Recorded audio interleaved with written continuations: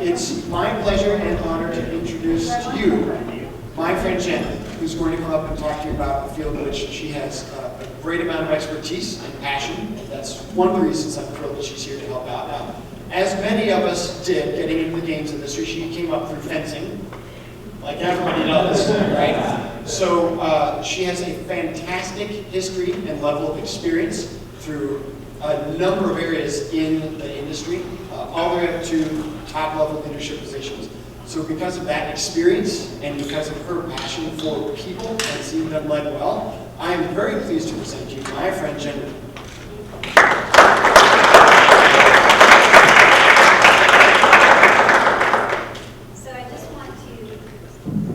I just want to clarify that when Keith says fencing, he means the sport, not selling stolen goods. In case there is any doubt. I also want to start with a confession. I am not currently in the games industry as my day job. And I am here because I'm a passionate believer in the IGDA, because I have friends and family in the games industry, and I want it to be an industry that one day I can look at my daughters and say, yes, you should work in that industry. You should do amazing things as a game developer. And I believe that right now, our industry is not acceptable. I think that we are too focused on creating our own dream job. And we need to start thinking bigger. We can't think about dream teams. We can't even think about dream companies. We need an industry that creates a dream career. And we are so far from that right now. So what I am here today to do, and what I want every person in this room's help with, is to create an industry of dream careers, where we can take someone at any age, with any background, and keep them engaged and excited and so happy that they are a game developer, because that is not what is happening today. So that said, what do I do in my day job? I work for a company called Bright Horizons.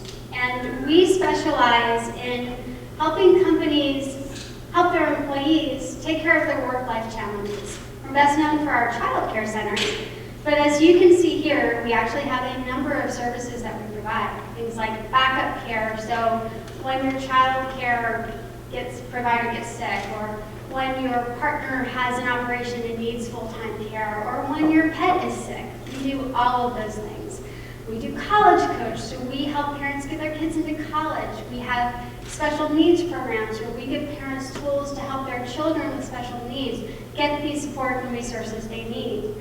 I run the client relations team for EdAssist, which helps people go back to school and take advantage of their company-sponsored learning and development opportunities. We have also been named a 100 Best Company to Work For by Fortune magazine for 16 years running.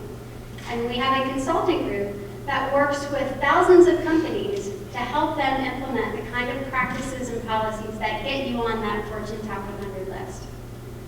What this means for you is that I hear from about 1,000 companies what is keeping them up at night when they think about managing their talent. I get to see the research that is very, very expensive that we do to hear directly from employees what is important to them and how to make them more productive, more engaged, more excited at work. I get to share that all with you for free, so hopefully there will be some value in that for you as well. When we think about what's going on in the war for talent, there are really two things I want you to think about. One is what is going on in the big picture. What are these macro trends that we need to be aware of? And then what is going on at the individual level? What is happening in the minds and hearts and homes of the people that you work with every day? So when we think about macroeconomic trends, the first thing that should absolutely terrify you, and if you are a hiring manager who has tried to hire an engineer in the past year, it probably does, is that there are not enough workers to go around. So in 2020, Georgetown University estimates that there will be in the United States a total of 165 million jobs. 55 million of them will be vacant. There will only be 50 million available workers. There are not going to be enough workers to do all of the jobs that are out there. I don't know about anybody else, but in Boston, it takes about twice as long to hire an engineer as it does for any other discipline. Is that consistent with everybody's experience here? Yes, no, roughly? That's something that is not going to get better, it's going to get worse. And it's going to move not just being focused in STEM fields, but across every field. In addition, we have more people leaving. The economy is rebounding, and you can actually see during the Great Recession how voluntary turnover decreased. Well, guess what? It's on the upswing again. That means that people feel more confident and more comfortable in finding other jobs. It means that, when we heard Scott's excellent talk today, when they have a bad manager, they're not going to tough it out in the hope that it will get better. They're going to leave.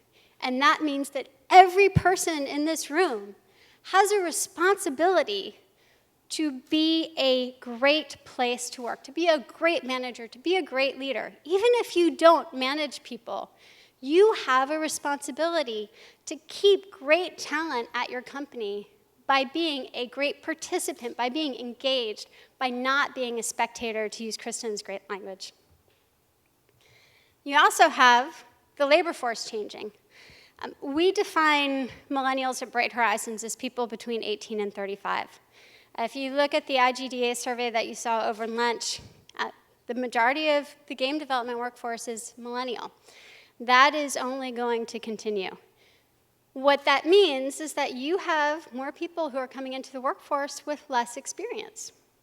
That can be good, fresh ideas, new perspectives, but it also means that there's a real training and development need that we often, as an industry, tend to overlook.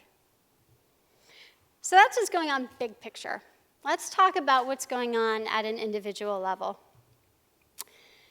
As people get older, as they go from, say, 20 to 30 or 20 to 35, their family life is changing. And at Bright Horizons, we do what is called the Modern Family Index, where we go out and we ask employees, not just parents, but employees everywhere, what is important to them? What is stressing them out? What do they need and expect from their employers? What is most important to working parents in America today is family. Nothing else, not even their relationship with their partner, comes close.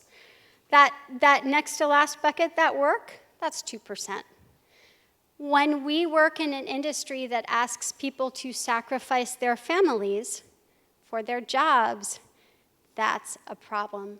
And that's something we all need to be conscious of as we not only look at what we do, but look at what other people in the industry do and look at what we consider acceptable and valued and something we want to emulate. You also have working parents who think that talking about their family at work could get them fired. 48% of working parents are afraid that their family responsibilities could get them fired. That is almost half. That is terrible. That is something that should make all of us look around and go, what the hell? 40% think that being a working parent could get them denied a raise. 26% think that it could get them demoted. 19% excluded from meetings. And even that might sound high until you think about maybe the last time your boss scheduled a meeting at 8 a.m. or 5 p.m.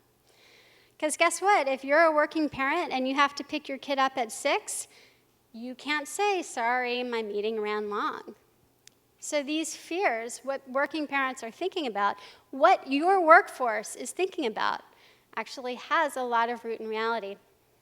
So you may be thinking to yourself, okay, Jen, that's nice, but my workforce is 80% male, and this really just applies to women, right? Because women are the primary caretakers. I don't have to pay attention to this. Well, working dads, your workforce, they are lying to you about why they're missing work. They are telling you they're sick. They are telling you that they have something else going on because they are afraid to be a parent in the workforce. That's messed up. And again, you may be thinking, well, all right, maybe, but you know what? I work on a team of a bunch of single people who never want to have kids. Doesn't apply to me. Forget it. It's working parent stuff. Not a big deal. Here's the thing. We have parents.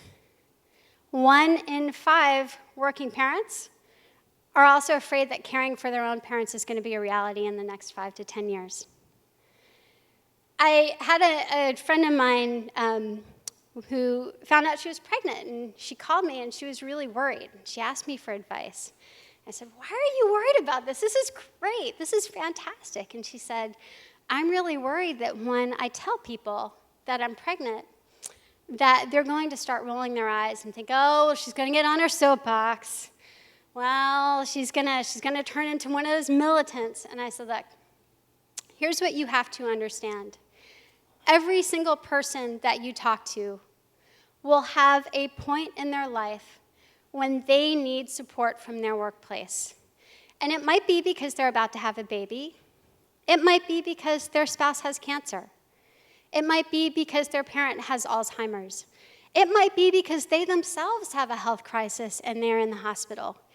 Every single person in this room needs and deserves a workplace that accepts that they have a life and supports that they have a life and gives them the freedom that they need and the flexibility that they need to be a person, to have a life, to make their commitments outside of work."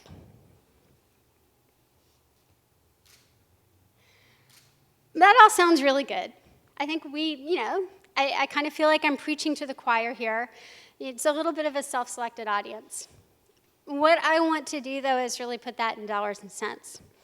So you heard Scott this morning talk about the cost to replace an employee at 150% of salary. We actually tend to use 40%. We want to lowball. There are some fields where we know the cost is significantly higher and is 150% or more. But if you look at the average game developer salary of $83,060, plus the Society of Human Resources hiring costs, like what you actually have to pay a recruiter and do for reference checks and do for drug tests and all that kind of stuff, the cost to hire an employee for someone who has left your company is over $35,000. If you are an indie game developer and you have 3 people quit, that's more than $100,000 walking out the door. Can your business afford to write a $100,000 check? Can your team afford to write a $100,000 check? That's something that you need to think about. And so when we talk about flexibility, when we talk about all of these things that your employees want, there is a real financial cost to not giving them. There's also the cost of hiring from without instead of promoting from within. So there's a professor at Wharton who has done a ton of research on what happens when you hire externally instead of promoting from within. He calculated that when you hire externally, you pay an 18% salary premium. And that candidate is also twice as likely to leave or get laid off in the next 3 years. So not only are you paying more, $15,000 more off the bat, but they're going to leave in 2 years, and you're going to be paying another $40,000. That's messed up. So great. We've made a financial case. How do we justify investing in learning and development? This is a great slide that I love because it really does get to the heart of the matter. It is really tough to go to your boss and say, hey, I want to spend $5,000 for Jen to go to a conference. Hey, I think Ben should go back to get his MBA, and I want to give him $7,500 a year to make that happen. That is not an easy conversation to have.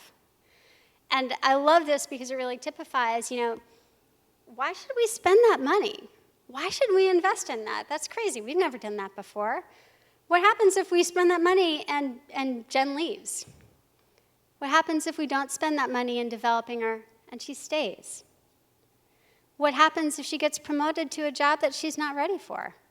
What happens if we ask Michael to be a manager, but we've never actually trained him on how to manage people? What happens to the team that he manages?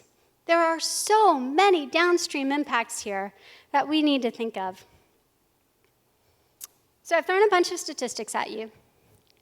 What I really want you to keep in mind is that you cannot fix any single problem on its own. There truly is a cycle, the gears, if you will, of how you get great talent, how you train great talent, and how you keep great talent. And if you just fix one of those wheels, you are still going to have fundamental problems. When we think about recruiting great talent, I have never heard diversity and inclusion spoken about more than I have the last 2 days. And it is so exciting as a woman who's been in the games industry for more than 20 years and can remember times when I was literally the only woman in development. It is so exciting. But here's the thing, right? How many of you know a woman who has left the games industry? That's a lot of people. Over half of the people in this room raised their hands. Do you think their talent might be valuable? Do you think that maybe as we look at this worker shortage, we should look at ways to bring them back into the games industry? There's a JP Morgan Chase, who is one of our clients, has this fantastic program called Job Reentry. And they realized that there are people, primarily women, but people of both genders, who take a break from their careers of 5, 6, 7, 10 years to raise children. And then they want to go back to work. But hiring managers say, oh, well, you haven't been working in 10 years, forget it. I can hire somebody else who never took a break. Why should I hire you? You don't know the latest technology, you're not up to the latest speed. And they've actually created a specific program to bring women back into their company because they found that they have such a talent gap and such a need at that mid-level of management. Why are we not doing this as an industry? Why are we not taking all of our friends of both genders who have left the industry because they're tired of the hours, because they're tired of the crappy pay, because they have that really, really terrible boss? Why are we not trying to bring them back? There's also a real problem and something that we really haven't mentioned, and that's ageism. When you look at the speakers who spoke, did you see anyone who you think was over 60? Did you see anyone you thought maybe was over 50? Maybe? But we might not want to say because that's not very nice. In general, though, our industry places a premium on youth. Silicon Valley, technology as a whole, absolutely places a premium on youth. Mark Zuckerberg came out and said, younger people are just smarter. A, not true. B, dumb. If Stan Lee came to you and said, hey, I'm interested in talking with you about story, would you say, dude, you're over the hill, forget it, you don't have anything to teach me? No. Why are we not looking at ageism and at bringing in people who are more diverse in every single way? We also look around, and my guess is we all went to college. Anyone who did not go to college? Great. So the majority of us went to college. We probably all came from not all of us, but probably 2/3 of us had help going to college, scholarships, support from parents, support from families. Yeah. We all came from, many of us, I shouldn't say we all, but many of us came from a background of privilege. You don't have to be somebody who goes to Harvard and goes to private schools to be privileged. Going to college, graduating with less than $30,000 in student loan debt, that is privileged. Or being European, yeah, we could learn some things from you guys. We have a remarkably privileged industry. And it was great to hear the team from Microsoft talk a little bit about their consumers and some of the statistics that they've done that help us understand we are not always our customers. So how do we bring our customers in? How do we make sure that our customers are helping us make great experiences? How do we break that wall of privilege?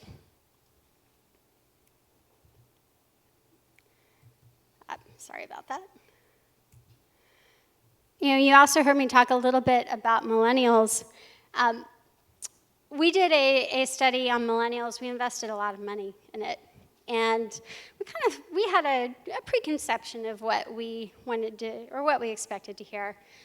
We thought millennials would expect pay raises every year. We thought millennials would, want promotions every year.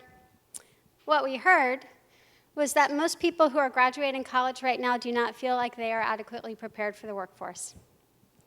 We heard that most millennials do not believe that their companies are invested in their learning and development.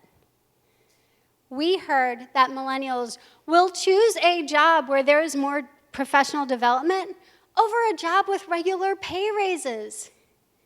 How many of you feel like your employers give you professional development?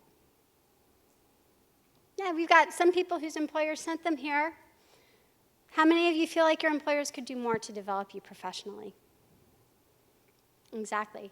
So when you have an entire audience of people who are going to be staffing your company, and they are telling you, we will take less money for professional development, you need to listen to that. You need to act on it. Professional development doesn't mean sending somebody off to business school either. I've gone to business school. Believe me, it is not for everybody. There are other ways to help develop talent. Sending them to conferences like this, providing them with on-the-job training, providing them with mentorship, both internal and external mentorship. We're in a really exciting time in the education space because you have things like MOOCs, you have boot camps, you have certificates, you have certifications. You have so many ways for people to get learning that doesn't require years, that doesn't require $50,000, and that doesn't require them to take a break from their jobs. This is really exciting, but my gut is that your employers are not talking to you about this. And I'm guessing if somebody came up to you and said, hey, can I talk to you about a MOOC that I think would enhance my professional development? How many people would know what that means? Okay, so we have 2 in this audience. That's a problem. And that's an area where we as an industry have got to get better. One of the things that I think is interesting is, we like to talk about how much fun we are and how we have these casual workplaces and we get to do cool things. We get to make art. That's really cool. Guess what? It doesn't matter. When you look at what benefits are most important for employees, it's insurance. Number 2 is paid time off. Then retirement, then dental plan. Everything else doesn't even come close. As part of our Millennial survey, we gave them a list of 6 benefits and said, which one is most important to you? We had equity, we had commuter benefits, we had flexible work hours, we had telecommuting, we had retirement plans, and we had fun office environment. Any guesses on which one was number 1? Come on, somebody guess. Exactly. We thought it would be stock options or fun office environment. By a margin of almost 2 to 1, the most valued benefit was a retirement plan. That's something that I think is really eye-opening. And again, we all need to think about as we think about how we craft our companies and our teams. I am a working parent, so I'm going to ask your indulgence for continuing to talk about what it's like to be a working parent. But the truth is, it's really hard. And I think this is a great statistic that really brings home how hard it is. For a working parent, you know what they'll give up for childcare? They'll give up health insurance, the number 1 benefit that they said mattered most to them.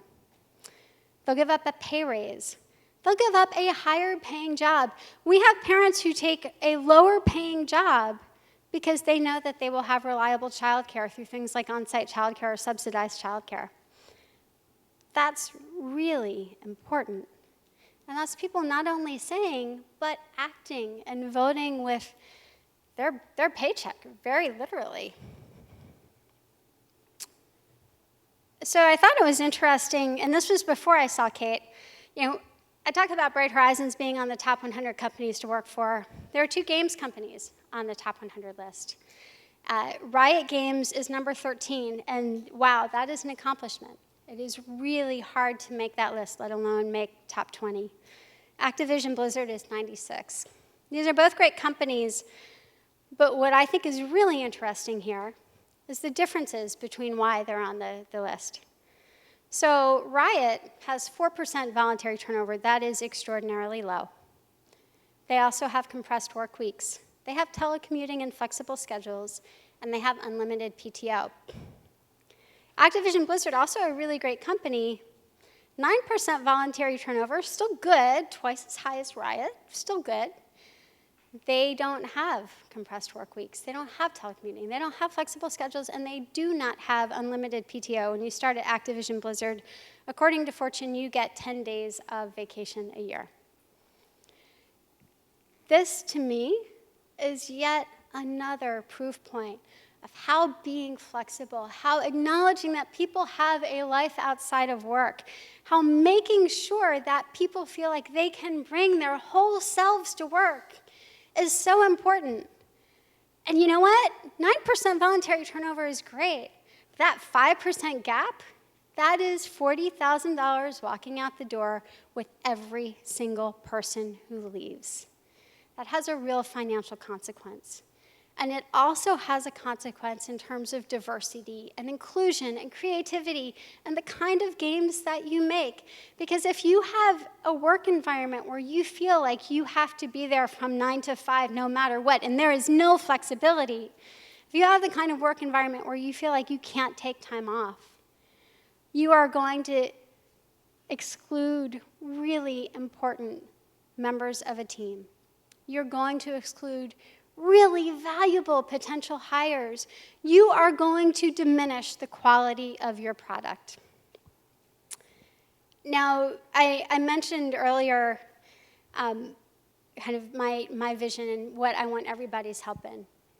I know a lot of people who have left the industry. I'm one of the people who've left the industry. I would love to come back, but you know what? I work for a place where if I say, hey, I've got to leave at 4 o'clock to take my daughter to choir practice, they're like, great, have fun. Let me know when her performance is. We have on-site childcare that's subsidized. My husband, who went from Rockstar to Harmonix to GSN, is actually really happy, even though he's not doing AI for Grand Theft Auto 5, because he works for a place that says work from home 2 days a week. Jen's traveling, you need to work from home 3 days a week? Cool, have fun.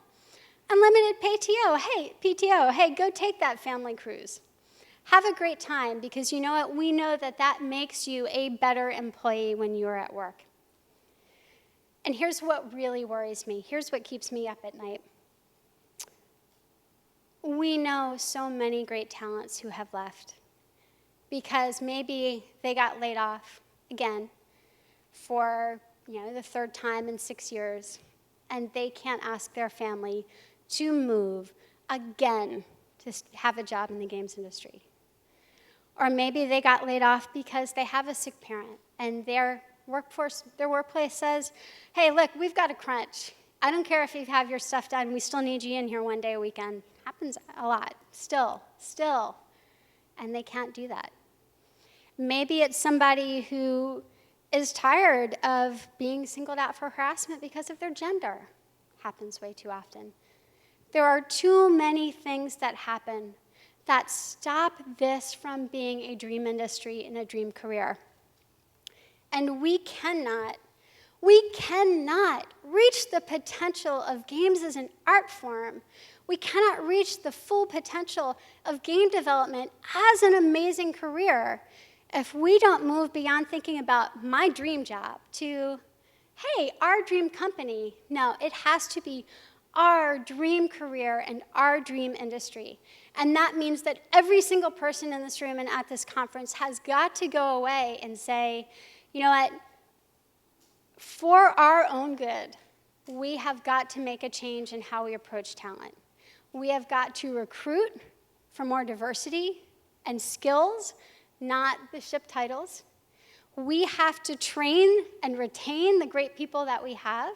It's not enough just to promote. You have to give them the skills to succeed. You have to set them up for success. And then we have to keep that great talent. And we can only do that by being an industry that welcomes people bringing their whole self to their career. All right, happy to take any questions you guys have.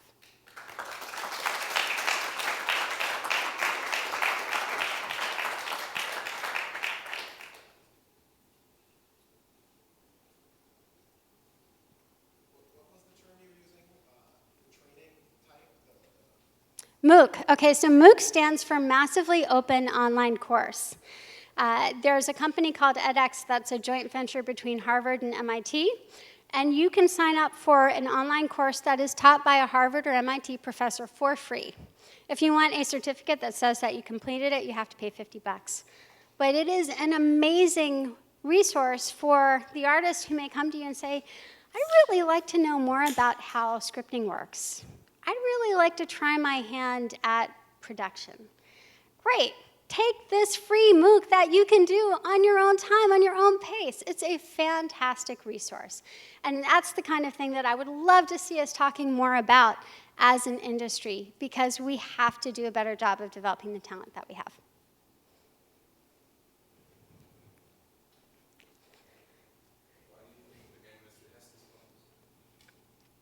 That's a great question. So the question was, why do you think the games industry has this problem? We often think of ourselves as an industry where people really want to work, and that's true, right? So as in doing the research for this, Riot has 300 people applying for every single job opening.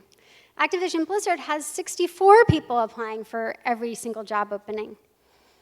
But I think the question is, why are people leaving? Because people leave the industry a lot. We see it. There was a great stat in the IGDA developer survey. The majority of people feel like their company is going to grow, and they feel pessimistic about their job opportunities.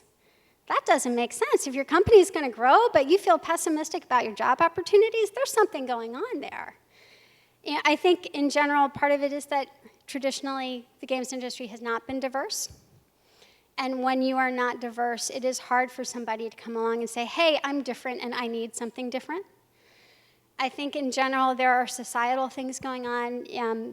I envy you being from Europe, because in the US we really suck at supporting working parents.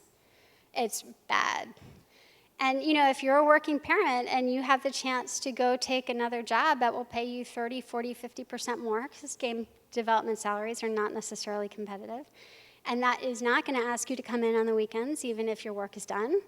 And that might give you subsidized childcare and let you work from home whenever you want. That's kind of a no-brainer. I think we also kind of have a mentality of, this has always worked before, so I'm going to keep doing it. And it's really exciting to me to see the indies coming up. I have such a work crush on Spry Fox. I've played so much Triple Town, it's not even funny. And Alpha Bear is my latest addiction. But seeing what they do with a distributed team and how they're able to make such really great, high-quality games, that is fantastic. That is the kind of game studio I want to see on that top 10 list, right? Because it tells people there's more than one way to make great games. We don't all have to be in the same room from 9 until 5. We don't have to be in the same country. And we definitely don't have to expect our entire workforce to conform to the way that we think things should be done, because they've always been done that way.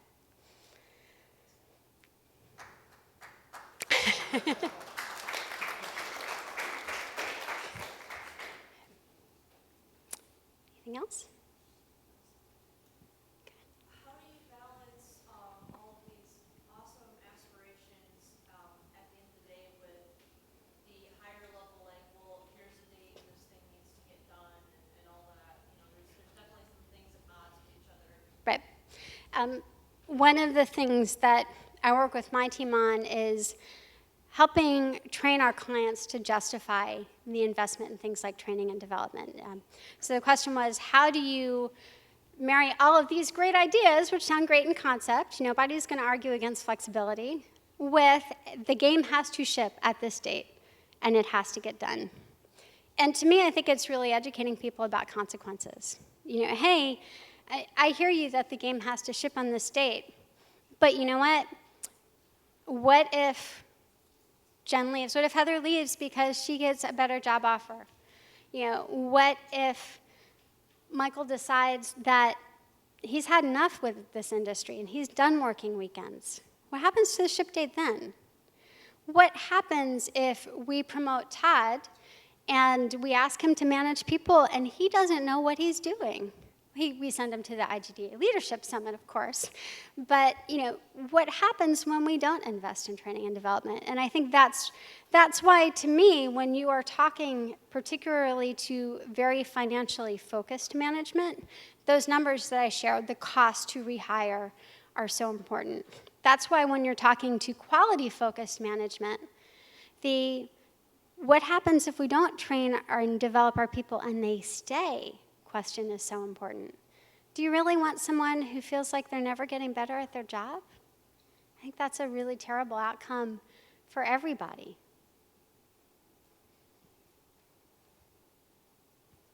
Great. Thank you very much, guys.